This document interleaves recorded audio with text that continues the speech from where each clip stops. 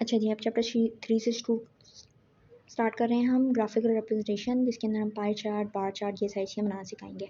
अच्छा, सबसे पहले तो degree of slices of pi can be calculated by the following formula, frequency divide by total frequency multiply by 360। अब 360 ये formula है, ये आप नोट डाउन कर लें, आगे हम देखते हैं तो मैं आपको बताती हूँ इसका मतलब एग्जैक्टली क्या है। ये आप पाई चार्ट आपने अब तक देख ही लिया होगा कैसा होता है, सर्कल सा होता है, उसके अंदर पीसेस दिए हुए होते हैं कि भाई इतनी इतनी वैल्यूज़ यहाँ पे स्पेंड हुई हैं या यूज़ हुई हैं या कुछ भी हुई हैं, तो वो आप स्लाइसेस जो हैं, पीसेस जो हैं, उसकी कैसे करते हैं। उसी तरह देखो 360 एंगल टोटल होते हैं एक सर्कल के, तो उसकी वजह से यहाँ पर 360 है। फ्रीक्वेंसी यानी कितने मकदार में जो चीज़ हुई है वो, और टोटल फ्रीक्वेंसी जो है वो आपस में डिवाइड करो, फिर 360 से मल्टीप्लाई करो, जो वैल्यू निकली वो आपका एंगल है। उस एंगल से आपने लाइन ड्रॉ करके एक स्लाइस कट आउट करना है आपके पाई चार्ट का। यहाँ पे मैंने 10 ईयर से क्वेश्चन लिया है, जिसके अंदर आपको बनाया कि पाई डायग्राम बनाओ, टेबल बता दी, आइटम्स बता दिए और उसके एक्सपेंडिचर बता दिए।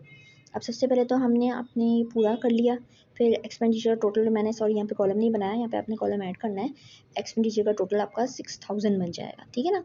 तो आपने सामने सामने मैंने डिग्री निकालनी है, पहले डिग्री निकालूंगी तभी मैं पाई चार्ट बना सकती हूँ, वरना उसके बगैर कैसे बनाऊंगी। तो 2300 को मैंने 6000 डिवाइड करा, फिर 360 से मल्टीप्लाई कर दिया, तो ये डिग्री आ गई मेरे पास, मतलब कितने कितने एंगल का आपने लाइन ड्रॉ करनी होगी।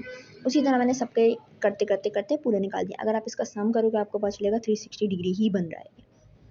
अच्छा, तो यहाँ पे मैंने पाई चार्ट बना दिया है, बनाया मैंने आपको बना के दिखाया है। अब ये अगर आपको नहीं समझ में आता कैसे डिग्री और एंगल्स निकलते हैं तो फिक्र नहीं करें, इसके नोट्स जब मैं अपलोड करूँगी उसमें स्टेप बाय स्टेप कंस्ट्रक्शन दिया होगा। फिर भी नहीं समझ में आया तो उसके लिए मैं अलग से पेंसिल पेपर के साथ आपके लिए वीडियो बना दूँगी स्टेप बाय स्टेप करके, ठीक है। अब आप यहाँ पे बीचों बीच डी रख के देखेंगे कि भाई इतने एंगल का यहाँ पे ये बना हुआ है, फिर दूसरा एंगल का कैसे बना हुआ है, ऐसे करते करते आपने देखना है। अब आपने अंदर वैल्यूज़ पुट करोगे कि इतनी इतनी वैल्यूज़ यूज़ हुई हैं, और बाहर आपने लेबलिंग कर दी कि ये फूड का था, ये क्लोथिंग का था, ये हाउस रेंट का था और फला फला।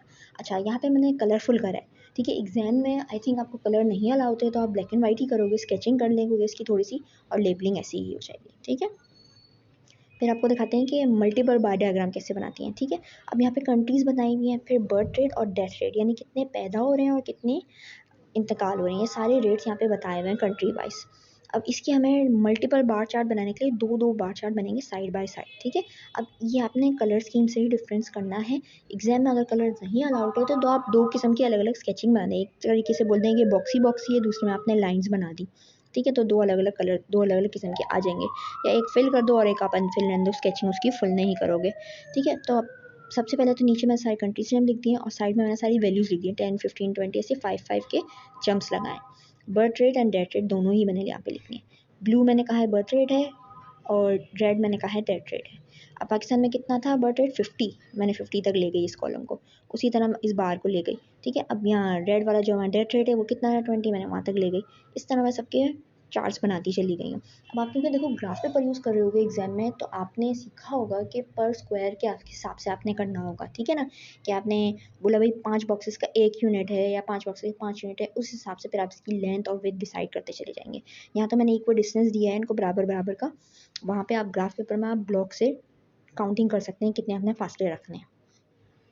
अच्छा, एक और क्वेश्चन है हमारे पास अब कि हिस्टोग्राम बनाना है, और वो बेसिकली बार चार्ट हिस्टोग्राम एक ही चीज़ होती है, और फ्रीक्वेंसी पॉलीगॉन बनाना है, ठीक है। अब आपको क्लास इंटरवल दे दी और फ्रीक्वेंसी दे दी। अब मैंने यहाँ पे क्लास इंटरवल लिख दिया है, फ्रीक्वेंसी लिख दी टेबल फॉर्म में, ताकि आसानी से समझ में आए क्या है। उसमें से आपने हिस्टोग्राम बनाना है, नीचे आपने क्लास इंटरवल मेंशन कर दोगे, ठीक है। अब यहाँ से जितने जाते जा रहे हैं हमने उसके 2, 4 ऐसे लोअर लिमिट जो है उसकी वो ले लिए, यानी 2, 4, 6, 8, 10, 11, ठीक है। आखिर में जो सबसे लास्ट है ना हायर लिमिट भी आ गई, वो भी आप मेंशन कर दोगे, ठीक है। वरना बाज़ वक्त क्या होता है कि आपको मिड पॉइंट भी निकालना पड़ता है और उस वैल्यू से आप कर लो, लेकिन बेस्ट ये है कि आप यहाँ से यहाँ ले जाओ। क्यों? क्योंकि ये इंटरवल बता रहे, बोला 4 से लेके 4 तक इतनी फ्रीक्वेंसी थी, ठीक है। तो इस वजह से लोअर लिमिट 2, आप फिर अगली दो लिमिट, फिर अगली, फिर अगली, फिर फाइनल बड़ी लिमिट कर देंगे, ठीक है। अब 2 से 4 तक की फ्रीक्वेंसी थी 1, 4 से 6 तक की फ्रीक्वेंसी थी 3। इस तरह देखें हमारे बार आगे बढ़ते चले जा रहे हैं। अगेन यहाँ पे कलर मैंने ऐसे ही डाला है, आप अपने पास सिर्फ स्केचिंग कर दोगे, यानी पेंसिल से हल्का हल्का सा स्केच बना दोगे इसका, ठीक है। अब हमारे पास दोबारा मैंने ये यूज़ किया, मिड पॉइंट निकाला है मैंने, क्यों? क्योंकि फ्रीक्वेंसी पॉलीगॉन निकालना है, फ्रीक्वेंसी पॉलीगॉन के लिए मिड पॉइंट ज़रूरी है, ठीक है। मिड पॉइंट कैसे निकालोगे आप? 2 और 3 के दरमियान कौन से नंबर आप सोच रहे होगे, तो इन दोनों को प्लस करके 2 से डिवाइड कर दो, आंसर आ जाएगा 0.5 बेसिकली, बीच में ऐड भी कर दोगे तब भी आपको वही वैल्यूज़ निकल रही है, ठीक है। फिर आपने इनके पॉलीगॉन बनाना है। अब नीचे आपने वो ले ली, ये वाली वैल्यूज यहाँ से उठा लें, ठीक है। 0.5 से 2.5, 4.5, देखिए 2 के नंबर पे जा रहा है, ठीक है। अब यहाँ से मुझे 0 भी चाहिए, ठीक है। पॉलीगॉन के लिए हमने 0 वैल्यू भी यूज़ करनी है, यानी 0 नंबर भी। तो आप क्या करोगे, 2 माइनस कर दो 2.5 में, सबसे छोटी वैल्यू में से, ताकि आपके पास जो भी वैल्यू है वो भी मेंशन करो, क्योंकि स्टार्टिंग तो आप 0 से करते हो ना, तो आपने वो मेंशन करनी है, क्योंकि इसकी लाइन अपने नीचे से ही स्टार्ट करनी है, कुछ भी हो। तो 0.5, 2.5 और ऐसे ही शब्द बनते चले आ रहे हैं। अब देखिए ये रेड रेड डॉट्स है ना, असल में ऐसे डॉट्स लगेंगे, ठीक है, नुक्ते ऐसे गोल गोल से बनेंगे आपके। और उसके बाद फिर आपने लाइन उसमें ट्रेस आउट कर देनी है, जो भी कोई शेप बन रहा हो। 2.5 कितना था, 1, फ्रीक्वेंसी देखें यहाँ पे, 2.5 की 1 थी, 4.5 की 3 थी, डायरेक्ट होगा, ठीक है। तो उसी हिसाब से सारे नंबर इसके सामने सामने मैं प्लॉट करती गई हूँ, और फिर मैंने इसकी आउटलाइन क्रिएट कर दी। अब जैसा भी शेप बनना हो, कोई भी शेप हो सकता है इसका, पहाड़ी जैसा भी हो सकता है, टेढ़ा सा भी हो सकता है, गोल सा भी हो सकता है, थोड़ा थोड़ा से डिफरेंट शेप आते चले जाएंगे।